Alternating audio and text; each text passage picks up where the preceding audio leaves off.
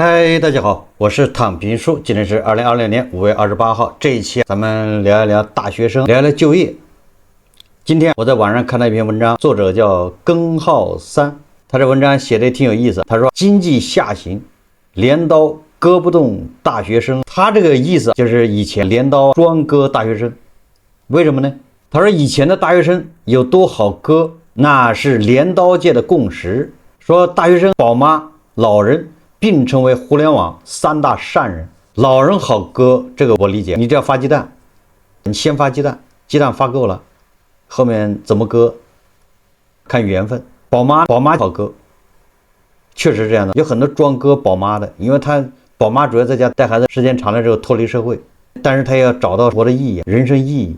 那人生意義總不能就是帶孩子，所以說他就容易有這方面需求，就容易上道。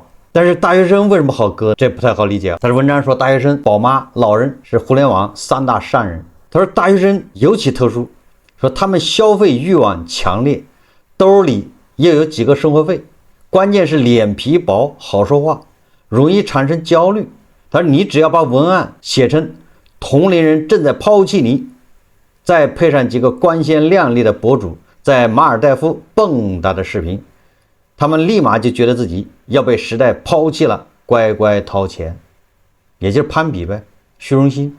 你看到同學，看到跟自己一樣大的人，人家光鮮亮麗，不是在韓國首爾，就是在日本東京，要麼就在紐約，在那到處打卡，你還在那兒啃老，是不是啊？不知道未來在哪裡，所以焦慮就產生了。文章說，知識付費割一波，職場技能課再割一波，穿搭改造割一波，護膚品割一波，電子產品割一波，戀愛課程還能割一波。反正大學生嘛，年輕，未來可期，什麼都想試試，什麼都不敢錯過。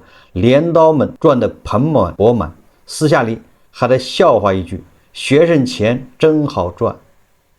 確實，這個一人公司來一回，龍蝦那也得裝上幾百塊、1000塊沒了。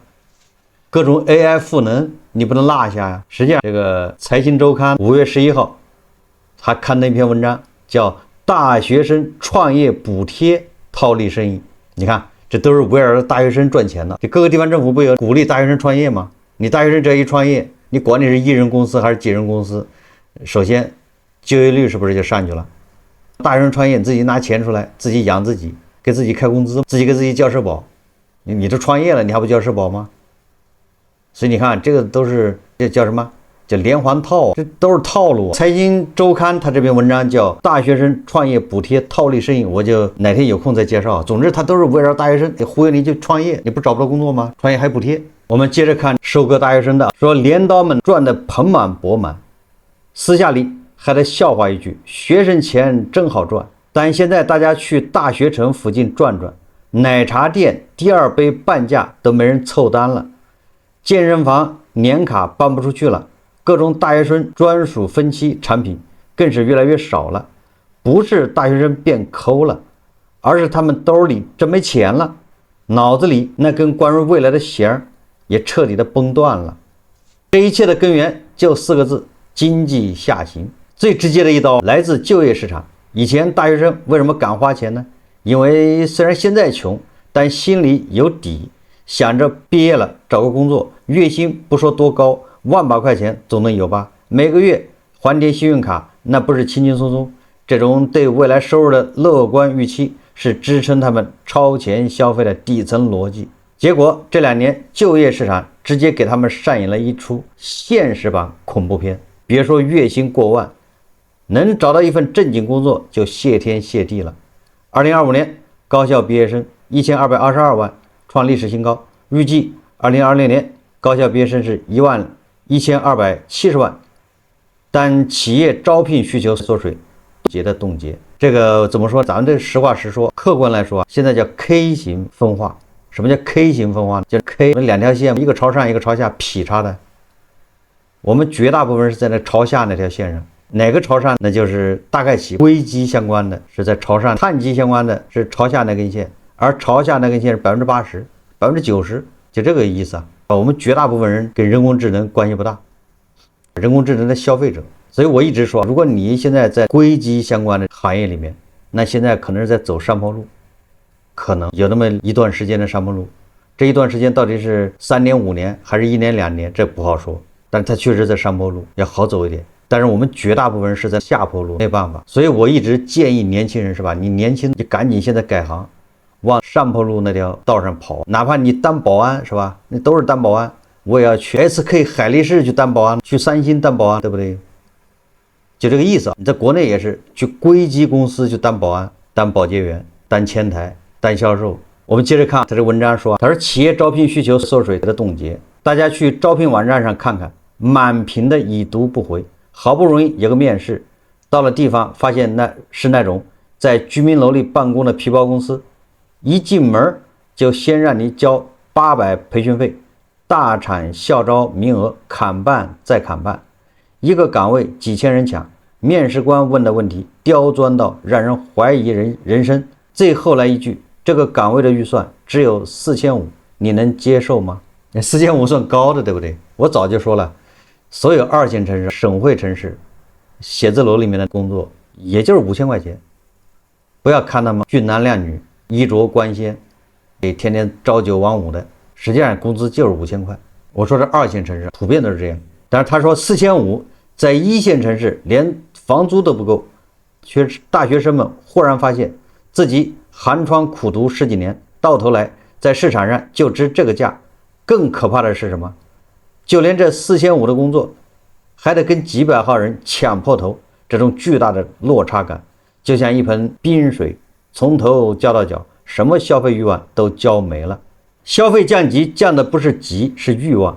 當一個人連明天的飯都要算計的時候，那些被廣告創造出來的偽需求自然就煙消雲散。什麼秋天的第一杯奶茶，什麼生活需要儀式感，在沒錢這2個字面前都是浮雲。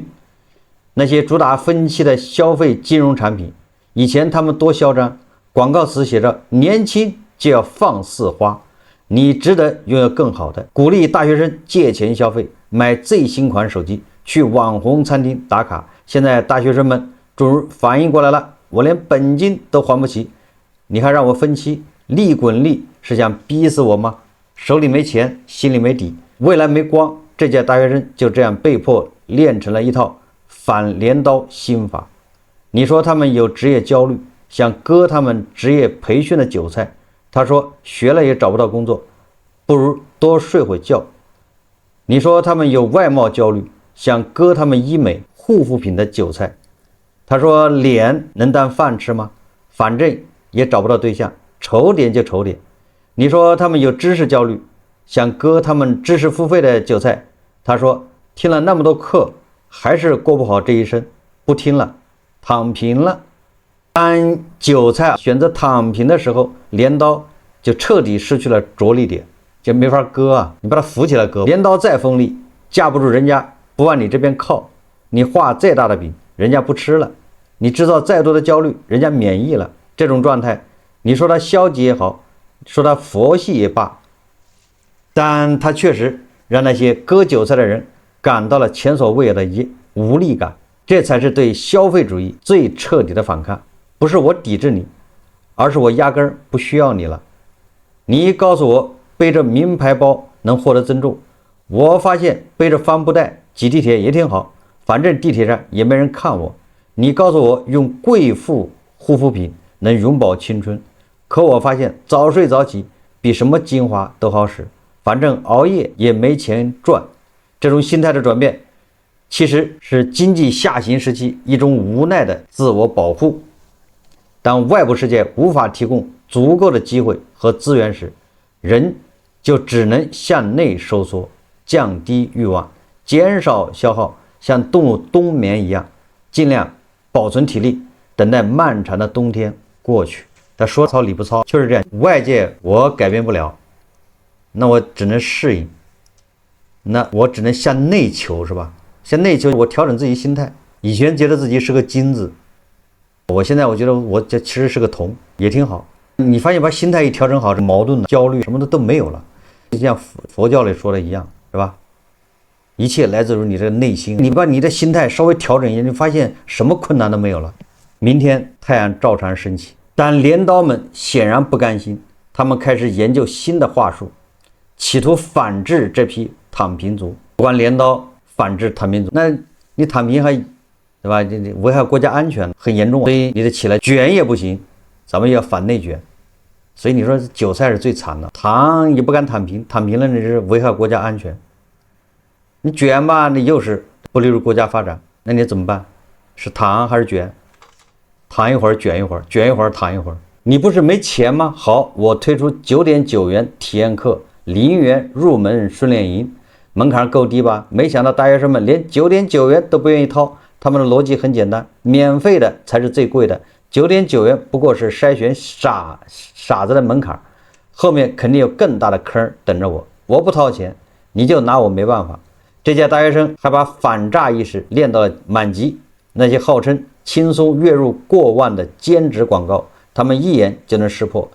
要是真這麼好賺，你幹嘛不叫你親戚朋友來，非要便宜我這個陌生人？這說的對，這說明這些大學生如果能這麼考慮問題，那多多少少是個進步啊，會逆向思維。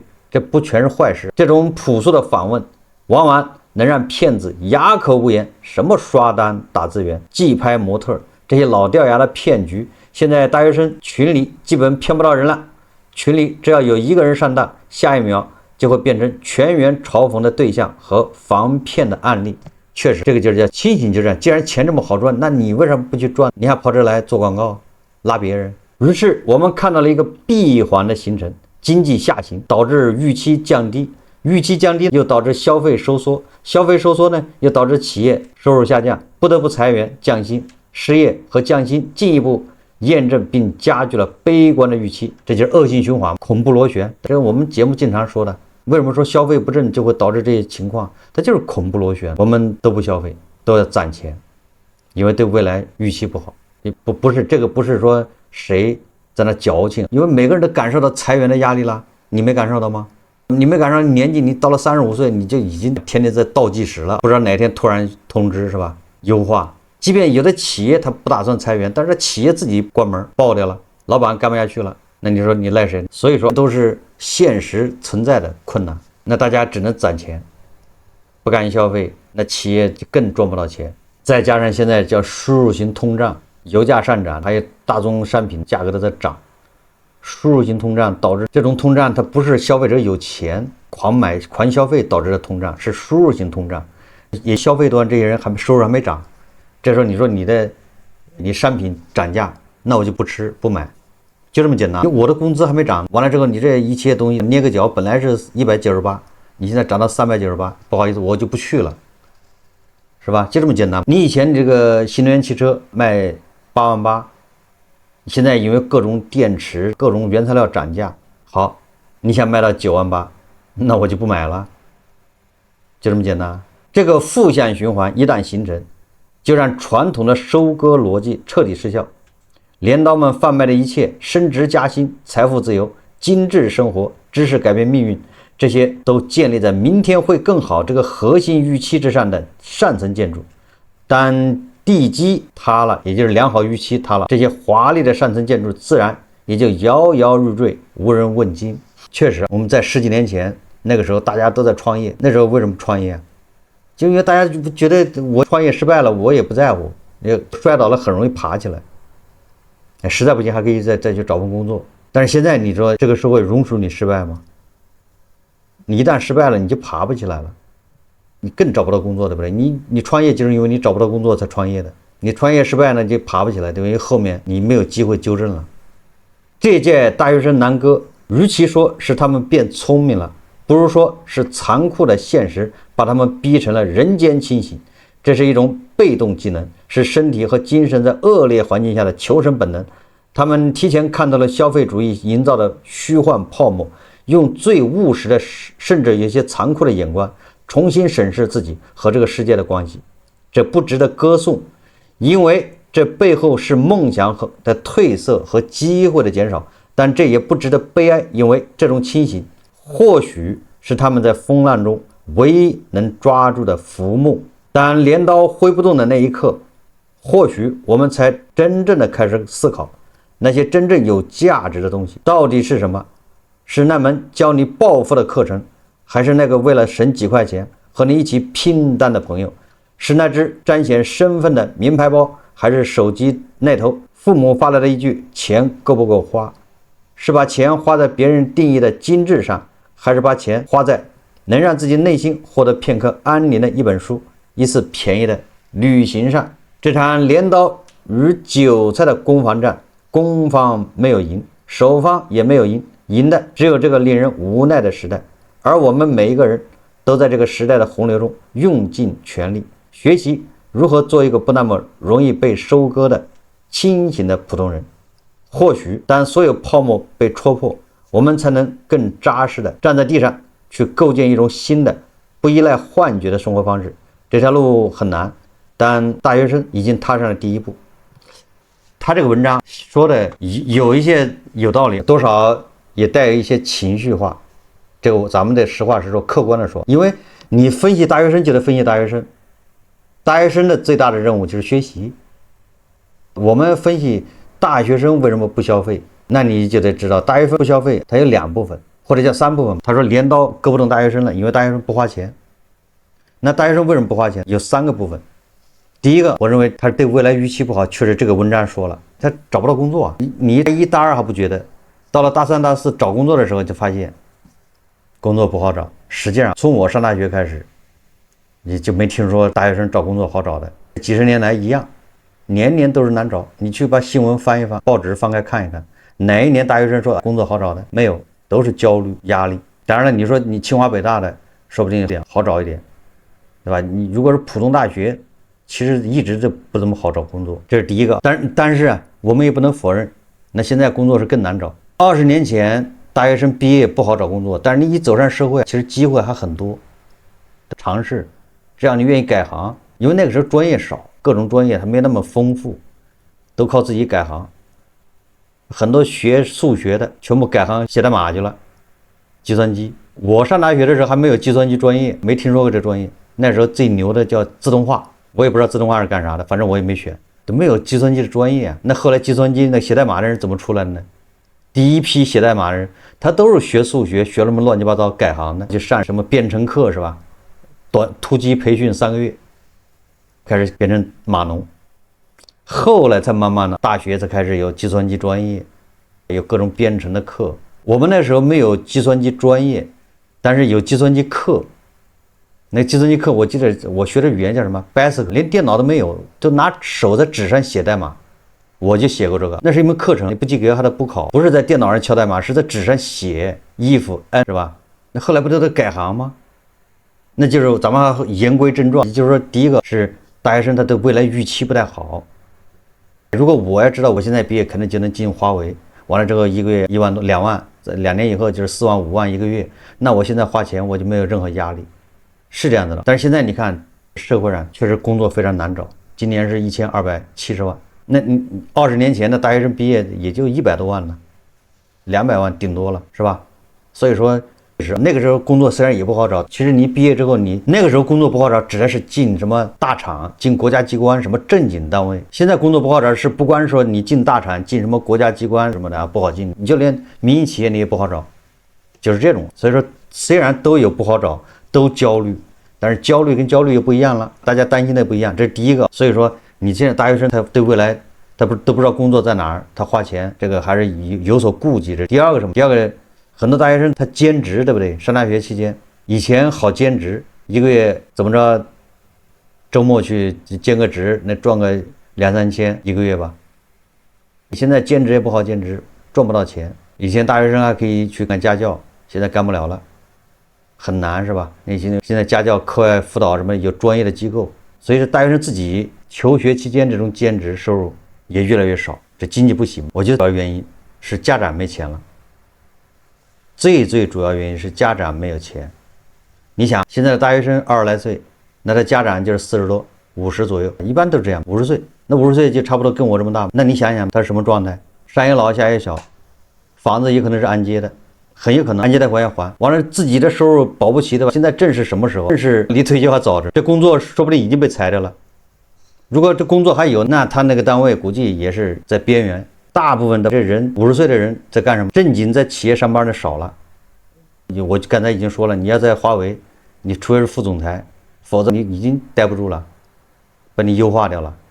民營企業一樣，你說哪個小企業還要個50歲的人在那兒普通員工，那誰指揮你？所以你想，這50歲人他幹什麼？要麼就是自己在外面找活，已經開始，要麼自己開餐館，搞個什麼所謂的事業，他沒有收入，或者收入非常有限，完了之後還要還按揭貸款，這些人壓力最大，朝不保夕。如果他們是在做生意，那現在差不多是在破產的邊緣，除非他是幹什麼，幹跟硅基相關的，否則都是破產的邊緣。他們自己就靠貸款活着，靠倒腾这個信用卡。那你說他的子女上大學，他還能給太多的錢嗎？再說孩子也看在眼裡，是吧？这看着父母是好像收入也不咋地，也是有今天沒明天的，花起錢來，他也就不能那麼隨心所欲。所以我認為說大學生不花錢，60%-70%是因為家裡父母不行了，父母的收入不穩定了。不是所有的50歲人都是當副总、當副总裁、當總裁，是吧？大部分都是普通人。有的人前幾年是吧，靠自己攒錢，可能還有些積蓄。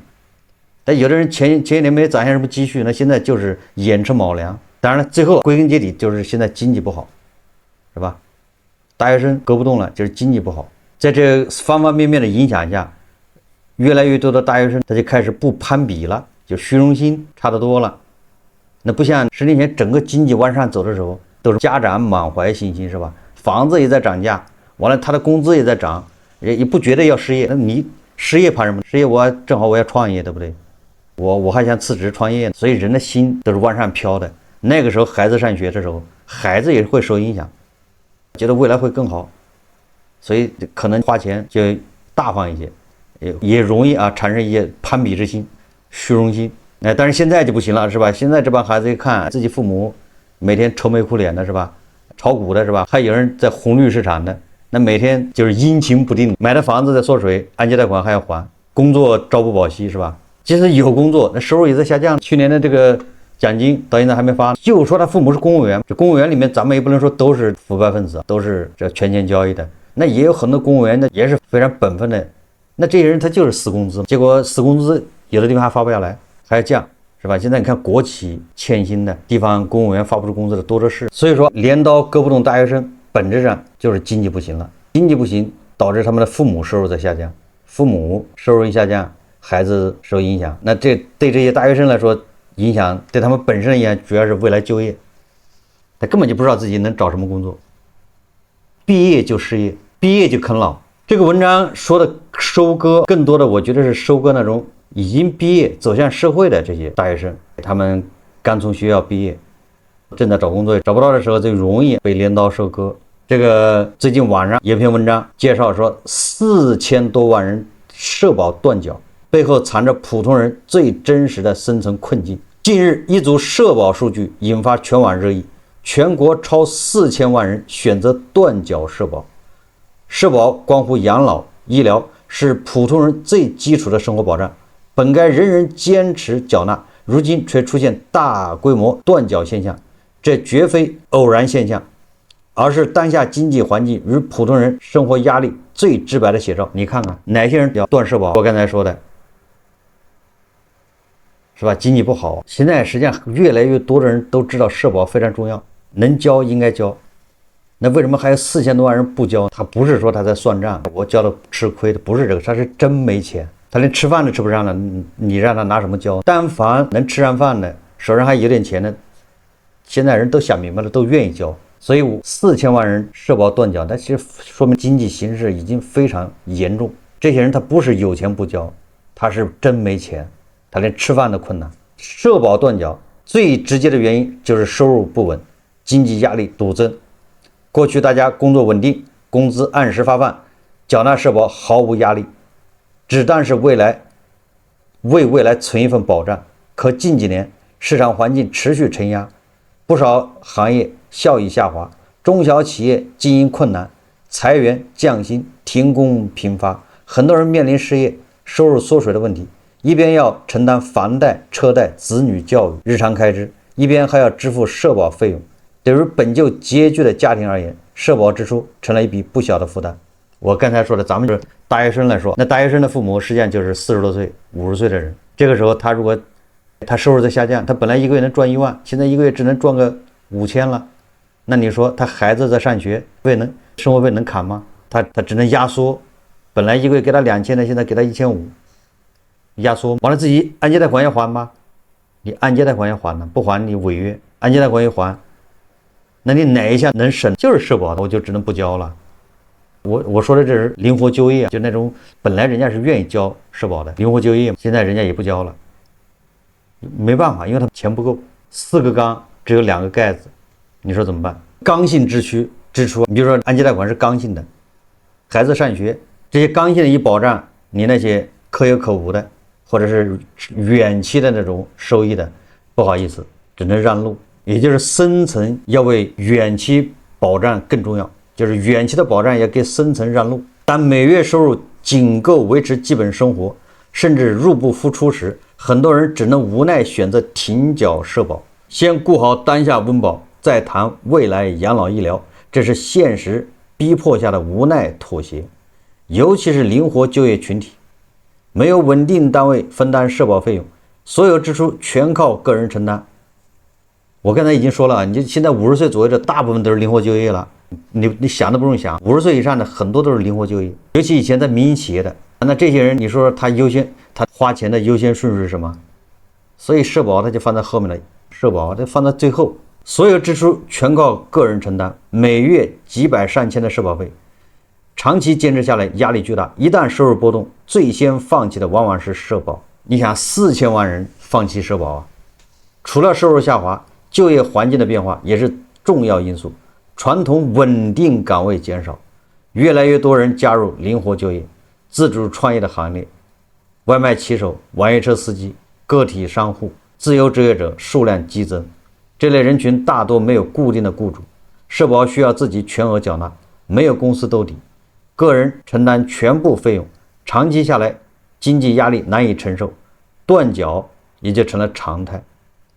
同時，部分行業崗位不穩定，頻繁跳槽，待業空檔期增多，社保銜接不及時，也間接造成斷繳人數攀升。4000多萬的龐大數字，這4000萬人就是4000萬個家庭，不是個體問題，對吧？而是經濟環境下行下全民生活壓力的集中體現。所以你看，你把這個結合起來看，這些數字互相之間的影響結合起來看，你就能理解為什麼大學生現在割不動了，很正常。他爸連社保都斷了，你還割他？現在還有好多年輕人還沒有想明白這一點，還在買學區房，天價學區房，說給孩子一個什麼什麼不輸在起跑線上，一個好的教育，這想法是好的。但是你如果孩子以後畢業了，就不管他考個什麼大學，找不到工作，你花了幾百萬，因為你不管你買學區房要多花錢，完了之後你買了學區房之後，你還得補課啊，這補課的費用，這10年下來多少啊？最後你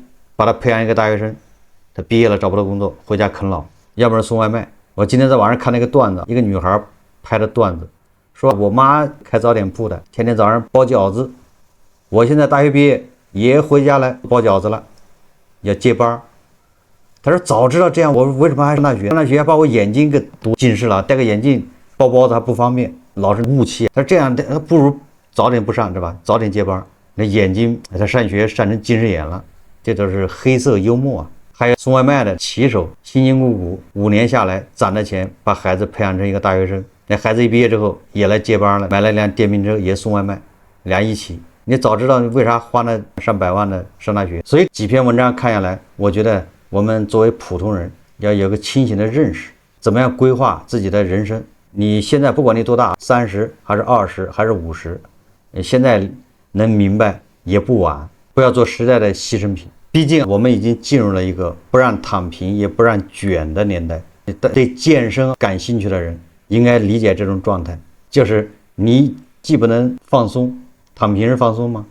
又不能最大的力量抱不躺的，那是最累的。你又不能捲，你也不能躺，那個狀態是要命的狀態。那玩意兒就類似於做平板支撐。所以我還想起了胡一靜老師說的一句話：年輕人如果不行，可以到國外去找找機會。